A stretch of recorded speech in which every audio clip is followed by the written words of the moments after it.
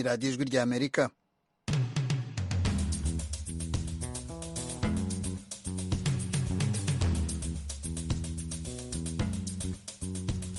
radiyo ijwi ry'Amerika ivugira i Washington DC mu kinyarwanda no mu kirundi. Mu Burundi mutwumvira ku mirongo migufi ya shortwave kuri metero 19 na metero 22. Mu Rwanda ho turi no kuri FM 104 n'ibice bitatu ya radiyo ijwi ry'Amerika. Abadushakira kuri internet mudusanga kuri eshatu radiyo yacu voa.com. Ikaze mu makuru yacu yo muri aka kanya. Muri kumwe na Jeffrey Mutagoma hano muri studio ya gatanu. Santos ari ku buhanga bw'ibyuma, Cyubahiro Dieudonne niwe urimo kumfasha kubagezaho aya makuru. Ingingo z'ingenzi: icyemezo cyo kubuza amagare, tuk-tuk n'amapikipiki kwinjira mu murwa mukuru w'ubucuruzi mu Burundi Bujumbura cyatangiye gushyirwa mu bikorwa kuri uyu wa mbere. Nticyashimishije abatwara ibyo binyabiziga n'abagenzi babikoreshaga. Ingufu zigira Imana, ingufu ni Imana gusa, ingufu ni Imana gusa zitanga. Kuko akwisi tuba yo abavuga hantu twese tubatwara honye. Marabumva rero abo ni bamwe mu batwaraga ibyo binyabiziga. Mu Rwanda urukiko rw'ubujurire rwasubitse isomwa ry'urubanza ubushinjacyaha buregamo Paul Rusesabagina, Nsabimana Calixte Sankara na bagenzi babo nyuma yo gusanga iminsi 30 rwihaye idahagije ngo rube rwashoje kwandika urubanza. Perezida wa Ukraine Volodymyr Zelensky yasabye abategetsi b'ibihugu by'Uburayi guhagarika ubuhahirane hagati y'ibihugu byabo n'Uburusiya mu rwego rwo kotsa igitutu icyo gihugu kubera intambara cyagabye kuri Ukraine. Aya makuru n'ayandi twabateguriye ni mu kanya gato, ntimujye kure.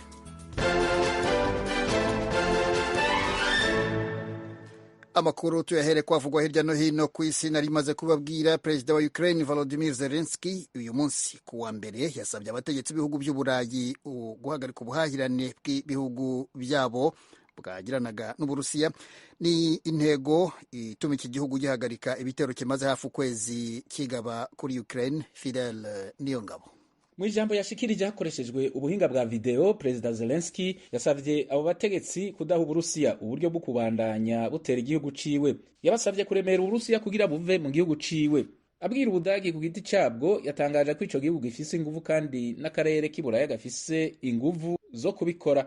Akamo kiwe kabaye mu gihe ibihugu bitari bike vyo mu muryango w'ubumwe bw'Uburaya harimwo ibihugu vyo mu karere ka Baltic vyateye akamo gasaba guhagarika kugura ibitoro n'umwuka utanga inguvu biturutse mu Burusiya. Yamara Ubudagi ntibwashigikiye guhagarika buno nyene kugura amasoko ntanga nguvu aturutse mu Burusiya. Abashikiranganje bajejwe imigenderanire b'umuryango w'ibihugu vy'Uburaya bahuye uno munsi kwa mbere kugira baganire ivyerekeye Ukraine hamwe n'ibijanye n'ingingo zo gukomeza ibihano vyafatiwe Uburusiya. Abategetsi b'Uburusiya bagabishije uno munsi kwa mbere ibihugu vy'Iburaya kuri iyo ngingo yo guhagarika kugura ibitoro vyacu. Uburusiya bwavuze ko iyo ngingo ishobora kugira ingaruka mbi ku mpande zose. Umuvugizi w'ibiro vya Perezida w'Uburusiya Dmitry Peskov yatangaje ko ingingo nk'iyo ishobora kugira ingaruka zikomeye cyane ku isoko mpuzamakungu ry'amasoko ntanganguvu.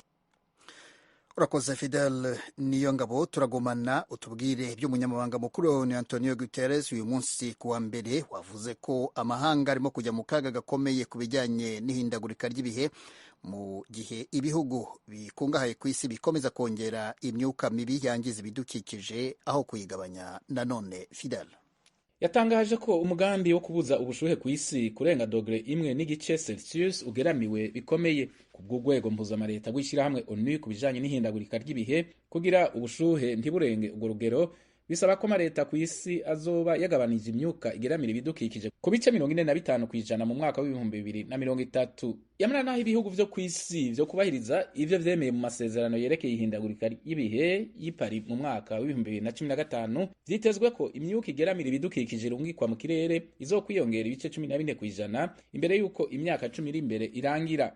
Umunyamabanga mukuru wa ONU Antonio Guterres avuga ko ibintu bitera bimera nabi kurushiriza ku bijanye n'ihindagurika ry'ibihe. Atangaza ko makungu adahinduye ingendo ibintu bizoyanzara kurushiriza. Ivyatangajwe na Guterres vyabaye amasaha makeyi imbere y'uko urwego mpuzamareta rwa ONU ku bijanye n'ihindagurika ry'ibihe rutangura inama y'indwi zibiri ijejwe kwemeza raporo ikomeye ku buryo bwo kugabanya imyuka mibi igeramira ibidukikije. Iyo raporo ivuga ko imyuzure, ubushuhe n'imiriro yo mu mashamba bidasanzwe vyibonekeje mu mwaka uheze mu migabane uko ari 4 igize isi bizokwiyongera mu myaka iri imbere ibintu bigumye uko biri muri iki gihe.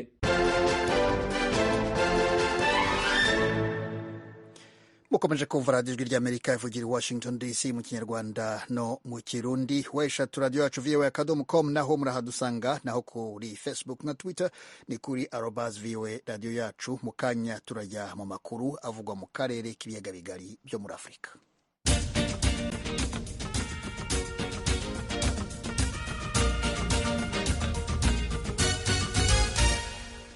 Amakuru yo mu karere k'ibiyaga bigari bya Afurika tuyahere mu Burundi, aho icyemezo kibuza amagare za tuktuk n'amapikipiki kwinjira mu bice bimwe by'umurwa mukuru w'ubukungu mu Burundi, Bujumbura, cyashyizwe mu bikorwa uyu munsi kuwa mbere. Mugenzi wacu uri Kigali mu Rwanda, Thierry Ndayishimiye, abahe iyi nkuru.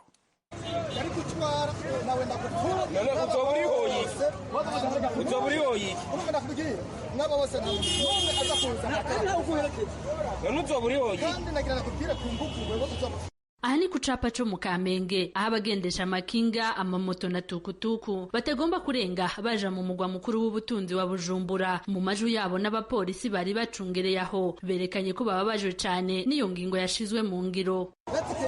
Inguvu zigira Imana, inguvu ni Imana gusa, inguvu ni Imana gusa zitanga, kuko hakwisi tuba iyo habavuga ahantu twese tuba twarahonye.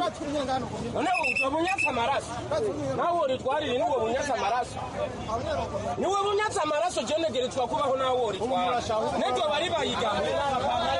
Mu mabarabara yose yo muri ico gisagara ca Bujumbura ibyo byuma byari bisanzwe bikorera nta na kimwe kiharangwa, byaba iby'abari basanzwe babyiyunguruzaho bagiye mu kazi kabo atari iby'urudandaza. Uyu munyagihugu yarazindutse kare agiye ku kazi kuri moto yiwe nk'uko byari bisanzwe, nawe asanga ntiyemerewe kurenga kuri ibyo byapa byagenwe. Aganira n'Ijwi ry'Amerika umva uko byamugendekeye. Hariya kwa Busigo kwayitonde mbona bambwira ati ntibintu ushobora kurengana, kata hirya mfata hirya ya presidence hariya za Katunguru, ndamanuka rero haza shikajya inyuma kuri Kadinoro hirya ati nturengana, ndashaka ku bafundi ngo ntabaho no kabitsa ndabura, usanzwe kunana hatunda saa moya, urabona nk'ubu shitse hafi saa 3 zibura. Naho abari basanzwe bakoresha ibyo byuma mu kuja ku kazi bo bavuga ko ubwanwa bwafutse umunwa, badafise n'ico bovuga kuko ngo babuze uko bashika ku kazi. Imirongo miremire y'abarindiriye imodoka za bisi akaba ariyo yarangwa ahantu hatandukanye mu nkengera z'iki gisagara. Akarorero ni ku kiraro co ku G12 mu Kanyosha, aho kuva isaha 1:30 za mu gitondo ata bisi yaharangwa. Abanyagihugu bakibaza ukuntu ingingo nk'iyifatwa ntihabeho inyishu ziyiherekeza. Ubundi twabona twe ubuzima bwacu bugiye guhagarara nta kindi tubona. Umunsi n'amayobera ko nta no bivuga, nawe urabona ko duhagaze ngahanye twabuze n'ingene tugenda ku kazi. Urabona yuko amabisi yose twahanye nta bisi nimwe ihari, kandi ngaho umuntu ashaka kwiyunguruza agafata moto mu kanya kabashitse ku kazi, ugafata bajaje ukabashitse ku kazi, ugafata ikinga ukabushitse mu kanya, muri ko harure umwanya ukira ntace ku kazi mu kanya umuntu acagenda n'amaguru. Byoroshe kugira leta kugira ifate ino ngingo yo gutegura ubundi buryo. Kubw'umushingwamanza Janvier Bigirimana yanonoseye ibijyanye n'amategeko, iyo ngingo yo kubuza amamoto, tukutuku n'amakinga mu gisagara ca Bujumbura avuga ko iteye kubiri n'amategeko kandi igeramira agateka kazi na murundi wese. Dufata yuko n'amasanganya abaho, kandi amasanganya n'ibisanzwe, nta gisagara na kimwe gishobora kuba ari gisagara gikuze gikomeye ngo kiri kubamwe amasanganya. Icyo abantu bakora ibishoboka byose kugira ngo ayo masanganya bayarinde bayagabanure. Muga muri uko kugerageza kugabanya amasanganya, dufate naho byoba ari byo yuko ayo mamoto, ayo makinga, ayo matukutuku yatera amasanganya, igihe cyose imbere yo gufata ingingo urashira ku munzane ukaraba ivyiza ingingo ija kuzana n'ibibi ija kuzana. Iryo ngingo naho yoba ifise ivyiza na bikeya, nubwo je atavyo mbona, nibaza yuko ivyo yonona ari vyinshi cyane binarenza urugero gusumba ivy'ikirakiza. Gushika ubu leta y'u Burundi nta ciratangaza uretse abapolisi bari bakwiragijwe hirya no hino aho ibyo byuma bitagomba kurenga. Aha twabibutsa ko mu gice ca Gihosha ibyo byuma byo kunguruza abantu bitagomba kurenga ahitwa ku Itangi, mu Gasenyi ntibigomba kurenga ku gasoko ko mu Gasenyi, Kamenge ntibigomba kurenga ahitwa kwa Busigo, Kanyosha naho ntibigomba kurenga ku kiraro, ku Musaga naho ntibigomba kurenga ahitwa kuri Bonesha. Thierry Ndayishimiye, Ijwi ry'Amerika, Kigali. radiyo ijwi ry'amerika ikujyane noneho mu Rwanda. urukiko rw'ubujurire rwasubitse isomwa ry'urubanza ubushinjacyaha buregamo bwana Paul Rusesabagina, Nsabimana Callixte Sankara na bagenzi babo nyuma yo gusanga iminsi 30 rwihaye idahagije ngo rube rwashoje kwandika urubanza. iyi nkuru turagezweho na mugenzi wacu Asumta Kaboyi uri i Kigali mu Rwanda. abaregwa uko ari 21 bakurikiranyweho ibyaha by'iterabwoba bishingiye ku bitero byagabwe n'umutwe wa FRN mu nkengero z'ishyamba rya Nyungwe. ubushinjacyaha bwajuririye uru rubanza rusaba ko abaregwa barimo umunyapolitike Paul Rusesabagina bongererwa ibihano. bwasabiye Rusesabagina gufungwa burundu. undi bareganwa Nsabimana Callixte Sankara wari warakatiwe igifungo cy'imyaka 20 bumusabira gufungwa imyaka 25. usibye ubushinjacyaha bwajuriye busaba urukiko rw'ubujurire kuzamura ibihano by'abaregwa. abaregwa nabo bari bajuririye urukiko basaba kugabanyirizwa ibihano. hari n'abaregera indishyi nabo bagaragaje ko batanyuzwe n'uburyo urukiko rutabahaye indishyi ikwiye, basaba urukiko rw'ubujurire kuzabarenganura. urubanza rukaba rwimuriwe tariki ya 4 y'ukwezi gutaha. ifatwa n'ifungwa rya Rusesabagina byateje impaka nyinshi haba mu Rwanda no hanze yarwo. imiryango mpuzamahanga n'ibihugu byakomeje gusaba leta y'u Rwanda kumurekura kuko bibasanga yarafashwe mu buryo butemewe n'amategeko. mu muryango we bemeza ko yashimuswe.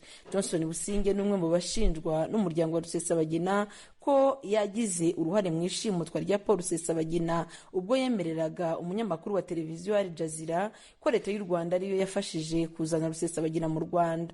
icyo gihe yemeye ko leta y'u Rwanda iyo yarishye indege yagejeje Rusesabagina i Kigali. amaze kuva ku mwanya wa minisitiri w'ubutabera, Businge yasabiwe guhagararira u Rwanda mu Bwongereza. amakuru y'ijwi rya Amerika rikesha ikinyamakuru The East Africa avuga ko Ubwongereza bwamaze kwemerera Businge guhagararira u Rwanda muri icyo gihugu. ni nyuma y'amezi agera kuri 6 ahawe izi nshingano, ariko akaba atarahise yemererwa kuzinjiramo. byakunze kuvuga ko bimwe mu byadindije kwemererwa kwa Businge ari ibirego byamushinjaga kugira uruhare mu guhonyora uburenganzira bwa muntu, cyane cyane ku kibazo cy'igarurwa rya Paul Rusesabagina mu Rwanda. umuryango wa Rusesabagina, imiryango imwe iharanira uburenganzira bwa muntu, bamwe mu bagize inteko ishinga amategeko ya Amerika n'inteko ishinga amategeko y'ubumwe bw'Uburayi bavuze ko ijyanwa rya Rusesabagina mu Rwanda rinyuranije n'amategeko mpuzamahanga, basaba ko ahita arekurwa. Businge wemerewe guhagararira u Rwanda mu gihugu cy'Ubwongereza ni impuguke mu by'amategeko, yakoze imirimo inyuranye mu rwego rw'ubutabera mu Rwanda, yayoboye urukiko rukuru, abaminisitiri w'ubutabera igihe kingana n'imyaka 8. Businge agiye guhagararira u Rwanda mu Bwongereza mu gihe hasigaye amezi agera kuri 3 ngo u Rwanda rwakira inama y'abakuru b'ibihugu na za guverinoma bikoresha icyongereza byinshi byakoronijwe n'Ubwongereza. ni inama yari imaze gusubikwa kabiri kubera icyorezo cya COVID-19. Asumta Kaboyi, ijwi rya Amerika, i Kigali. Asumta Kaboyi, tugushimire. umugabane wa Afurika wongeye kuza ku mwanya wa mbere mu kugira abaturage batishimye ugereranije n'ahandi ku isi muri uyu mwaka w'2022. raporo yasohowe n'ishami ry'umuryango w'abibumbye rishinzwe kwihutisha gahunda z'iterambere rirambye igaragaza ko umugabane wa Afurika ufite amanota 4.5 mu gihe umugabane w'Uburayi ari wo ufite abaturage bishimye cyane n'amanota 6.5. umunyamakuru w'ijwi rya Amerika Temistokle Mutijima yakurikiranye iby'iyo raporo, umva uko yabidusomeye. iyi raporo ikubiyemo ibyavuye mu bushakashatsi bwakorewe ku bihugu 146 byo ku isi bigabanyije mu bice 6 bigendeye ku turere bibarizwamo. akarere ka Afurika akaba ariko gaheruka utundi ku rutonde rw'uko abaturage bishimye, kabanzirizwa n'Akaziya y'Uburasirazuba na Oceania, nako kabanjirijwe n'Uburasirazuba bwo hagati na Aziya yo hagati. muri rusange uturere tw'Uburayi na Amerika ya ruguru nitwo tuza ku mwanya w'imbere mu kugira abaturage bishimye kurusha abahandi ku isi. igihugu cya Finland cyongeye kuza ku mwanya wa mbere ku nshuro ya 5 yikurikiranya mu kugira abaturage bishimye kurusha abandi mu isi n'amanota 7.8. ni mu gihe Afghanistan ari iza ku mwanya wa nyuma n'amanota 2.4. ishami rya Loni rishinzwe kwihutisha gahunda z'iterambere rirambye rivuga ko kwishima kw'abaturage guturuka ku mpamvu zitandukanye, ariko iz'ingenzi zikaba umutekano mu by'imari, kumva umuntu yitaweho n'abo babana no kwiyumvamo ko yisanzuye muri we. mu bipimwa ngo hasuzumwe ikigero abaturage b'igihugu runaka bishimyemo, byinshi bishingira ku buzima n'imibereho y'abaturage nk'umusaruro mbumbe w'igihugu n'icyizere cyo kurama ku baturage. Iyi raporo ikusanya amakuru ya buri gihugu ku ngingo zitandukanye zirimo gahunda zo kwita ku mibereho y'abaturage, uburenganzira busesuye mu gukora amahitamo ajyanye n'ubuzima, ikigero cya ruswa mu nzego yaba iza leta n'iz'abikorera, ubuntu n'ubugwaneza mu baturage. Hashingiwe kuri ibyo byose rero, akarere ka Afurika kaza imbere mu kugira abaturage batishimye n'amanota 4.5. Kuri uyu mugabane naho igihugu cya Zimbabwe akaba aricyo kiza imbere mu kugira abaturage batishimye n'amanota 3, naho ibirwa bya Maurice bikaza ku mwanya wa mbere mu kugira abaturage bishimye muri Afurika n'amanota 6.1, aho iki gihugu kiza ku mwanya wa 52 ku isi. Mu bushakashatsi nk'ubu bw'umwaka ushize wa 2021 nabwo akarere ka Afurika kari kaje ku mwanya wa nyuma n'ubundi n'amanota 4.5. Ubu bushakashatsi bugaragaza ko Zimbabwe ikomeje guhangana n'ikibazo cy'ubukene buri hejuru cyane. Mu mwaka ushize wa 2021 abaturage miliyoni 6.1 bakaba barabaga munsi y'umurongo w'ubukene hagendewe ku bipimo mpuzamahanga. Mu karere ka Afurika y'Uburasirazuba, igihugu cy'u Rwanda nicyo kiza imbere mu kugira abaturage batishimye n'amanota 3.3, rukaza mu bihugu 5 bya mbere muri Afurika aho abaturage babayeho batishimye. Ni mu gihe Uganda ari igaragara nk'ifite abaturage bishimye kurusha abandi muri aka karere n'amanota 4.6. Ku bihugu by'u Burundi na Repubulika ya Demokarasi ya Kongo ho nta makuru yabonetse yerekeranye nabyo mu bushakashatsi bw'uyu mwaka. Muri rusange ubushakashatsi bugaragaza ko icyorezo cya COVID-19 kiri mu mwaka wacyo wa 3 cyatumye ibipimo byo kwishima by'abatuye isi bigwa hasi kubera ingaruka cyagize ku nzego z'ubukungu, ubuzima n'imibereho y'abantu. Kugeza na n'ubu hakaba hatagaragara neza igihe ibintu byazongera gusubirira uko byahoze mbere, niba bizaba binabayeho. Gusa ibihugu bikaba birimo kugenda bizahuka buhoro buhoro. Temistokle Mutijima atugezaho iby'iyo raporo. Radio Ijwi ry'Amerika ivugira Washington DC mu Kinyarwanda no mu Kirundi. Hashize iminsi 26 igihugu cya Ukraine gihanganye n'ibitero by'ingabo z'Uburusiya. Mu mpera z'icyumweru dushoje, imirwano ikaze yabaye mu mijyi ya Mariupol, Kramatorsk, Kharkiv, Chernihiv, Rutsk ndetse n'ibisasu byaguye mu murwa mukuru w'icyo gihugu Kiev. Mu kiganiro muri Sanga mu kanya gashize, Ijwi ry'Amerika imaze kuvugana na Bwana Hoshidel Mucungakawa, umunyarwanda umaze imyaka 34 atuye muri Kiev. Namubajije ibibazo bitandukanye byerekeye iyi ntambara n'aho abona byerekeza. Abanza kumbwira uko byari bimeze mbere gato y'uko igisasu cya mbere na mbere kigwa ku butaka bwa Ukraine. Mbere y'uko intambara itangira nta n'umwe wanabitekaga. Hano abantu baratemberaga, abantu bakoraga icyo bashaka, ndetse n'abantu hano batemberaga mu Burusi, n'Abarusi bazaga hano.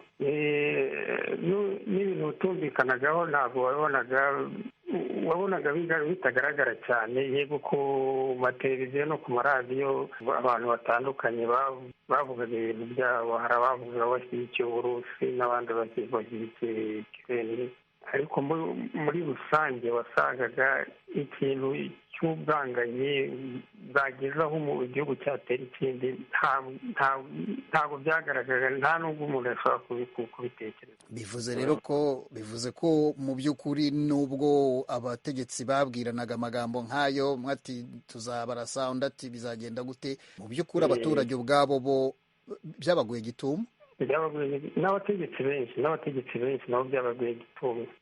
Muribuka ko na perezida wa hano nubwo uzi ko abandi banyamahanga batubwiraga bati bazabatera, uzi ko hano kugeza ku munota wa nyuma nta n'umwe n'abategetsi bandi babyemeraga.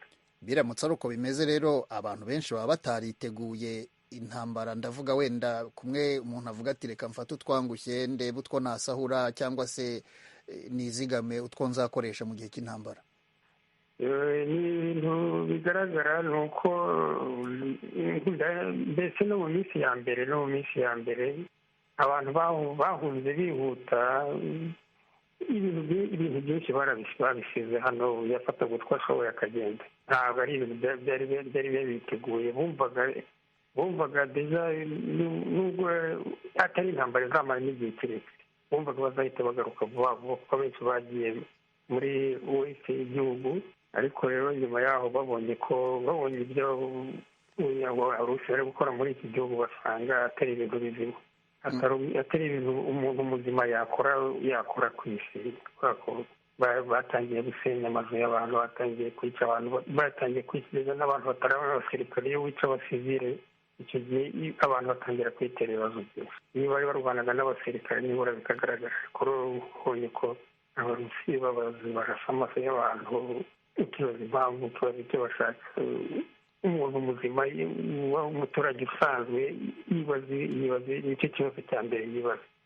Duse n'abasubira rero nanone inyuma gato, ibyo by'ukuntu bagirira nabi abasivili wenda uraza kubitubwira hirya gato. Igisasu cya mbere kigwa kuri Ukraine abaturage bamenye ryari, bamenye bate ko Uburusiya buteye, byagenze bite?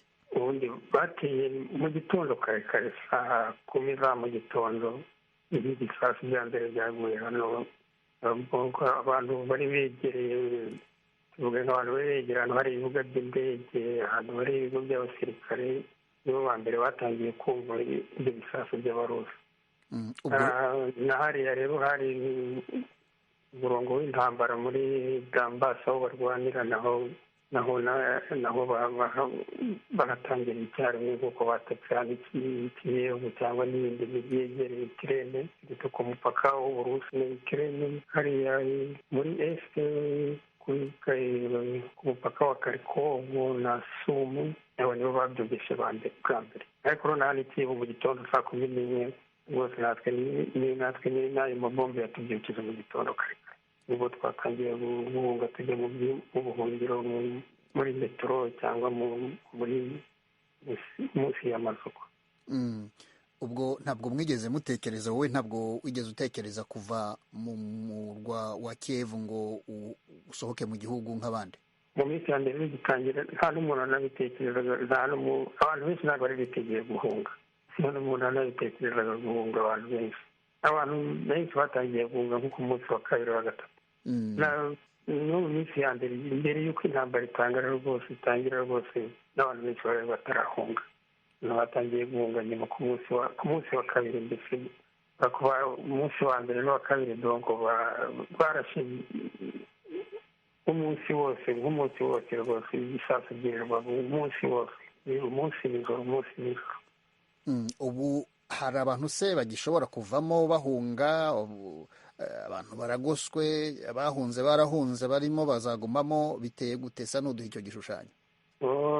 Hano muri make ubutegetsi burakora uko bushoboye kugira ngo buhungishe abantu ahantu hari kuraswa cyane, hariya hegereye Kharkov, Sumu, hepfo muri za Donbass na za Mariupol. Ubutegetsi uko bushoboye kugira ngo buhungishe abantu, kuko hari amatere avayo ajyana ahungisha abantu, akabaza hano Kiyevu, abandi bagakomeza bajya hano weste y'igihugu. Yego birakomeye kubera ko ikibazo cy'umutekano gikomeye, kubera ko abasirikare benshi b'abarusi binjiye mu gihugu. Umuntu bagomba gutegura inzira bacamo, bakahashyira umutekano kugira ngo bihura n'izo garida munsi zibona aho zica, n'amabisi ashobora gutwara abantu abona haca, cyangwa n'amamodoka y'abantu bwite abona haca. Bagomba gukora umutekano. Cyakora icyiza ni uko nta muntu babuza kugenda, nta muntu ushatse kugenda rwose, wabishatse ushobora kugenda. Umuntu ubishaka wese aragenda. Yego ntibyoroshye, ariko rero wabyifuza rwose uragenda. Ubwo ni ukuvuga rero ko wowe ntabwo wigeze utekereza kuba wahava ngo uhunge? Ni uko ibibazo byanjye bwite byerekeranye n'ubuzima, byerekeranye n'umuryango wanjye, ibyo byatumye ntagera aho njya. Mu kanya rero turagaruka gato kuri iyo ntambara n'ibyo ubona n'amaso aho ngaho ry'abantu, ubuzima bw'umujyi, ubucuruzi. Ariko nyemerera tubanze twakire umwe mu bakunzi b'ikiganiro muri Sanga witwa Adrien Nimpagaritse. Ubanza hari icyo yifuza kubaza. Bwana Nimpagaritse, ikaze mu kiganiro muri Sanga hano ku Ijwi ry'Amerika. Ndabaramukije, ndamutsa n'uwo mutumire n'abantu bose banyumva mu kiganiro muri Sanga. Komera cyane. Uherereye he Adrien? neza na neza ndi mu Ruyigi muri komine Butaganzwa ku mutumba wa Gasasa. Aho ni mu Burundi? Mu Burundi. Ndafise icyo nashaka gushikiriza ni ukuri ndi umuntu w'umurimyi muto narabonye ikijya gisagara bari nyene cononekaye hama birantera impuhwe n'ikigongwe naciye mfata umutima wa kigoro nca negeranya ibiro 100 by'ibigori ndabishikiriza hasere n'ukuri ku mutima w'ikigongwe nagize sinzi ko bizobashikira umutumire babandanye bihangana ivyo nagomba gushikiriza murakoze. Urakoze cyane Adrien Nimpagaritse, kandi warakoze cyane kugira uwo mutima utabara, kandi wakoze no guhamagara ku ijwi rya Amerika mu kiganiro muri Sanga. Ugira umunsi mwiza. Namwe murakoze. Uramwumvise rero Bwana Hoshidel Muchungakawa, wumvise ibyo Adrien Nimpagaritse avuga. Ubwo wenda turaza kugera ku bakeneye imfashanyo, ariko nagira ngo tubanze dusubire ku kibazo cy'intambara. Abantu bafite inyota, bafite amatsiko yo kumenya ngo urugamba rwifashe rute aho mu murwa mukuru, sa nk'udushushanyiriza uko biteye. Hano intambara igitangira ku munsi wa mbere mbese nk'uwo hasigaye intambara yatangiye kuri 24 ariko kuri 23 24 wagira ngo bari bazi abantu benshi bari batangiye kugira ubwoba, ariko batangiye kugira icyo bakeka kwa batangiye kwitegura. Abantu benshi biyandikisha mu muryango ugomba kurinda uyu mujyi wa hano, ku buryo mu munsi umwe cyangwa mu munsi umwe gusa komite ishinzwe komite y'abasirikare irinzwe kurinda umujyi wa Kiyevu haje kwiyandikisha abantu barenze 100,000, kandi abenshi bafataga abantu bazi ibintu by'intambara bakoze mu gisirikare. Abenshi nibo bandi baragarutse baza kwiyandikisha, ku buryo ikibazo cyo kurinda Kiyevu cyahise gifatwa vuba vuba buruganiza ukuntu Kiyevu bazayirinda, ku buryo abarusi ba mbere bageze hano bashaka kwataka Kiyevu barumiwe, basanze ukuntu babiteguye. No kugeza na n'ubu mwabonye yuko kugira ngo begere Kiyevu abarusi byarabananiye kubera ko hano rwose abasirikare barenda Kiyevu, abantu n'abaturage basanzwe bagiye mu gisirikare, n'abantu basanzwe, abaturage ba Kiyevu n'abantu bavuye muri Ukraine hagati bumva ko Kiyevu ari intuza, ari sembole y'umujyi, ari kapitale ya Ukraine, ko atari ikintu kigomba gukorwaho. Hano usanga abantu bafite fiyerite y'umujyi wabo, ku buryo nta muntu ushaka kuwutanga, bafite ishyaka ryo kurwanira umujyi wabo. Nubwo bafata ahandi hose, ariko Kiyevu bashobora kuyitanga uko byagenda kose. Niyo mpamvu usanga yego nubwo Kiyevu ubona ko Kiyevu nubwo harimo abantu 3,000,000, ariko 1,000,000 nibura iracyari hano yose. Ndi kuvuga abaturage basanzwe bari kirani Kiyevu rwose. Na hano ntuye mu nzu zituyemo abantu benshi, bacyari benshi. Ntabwo ari ukuvuga kandi ko ari abantu bakuru cyangwa bafite ibibazo. Hari imiryango, hari umugore n'abana byose bakiri hano Kiyevu batahunze, bizeye ko Kiyevu irinzwe.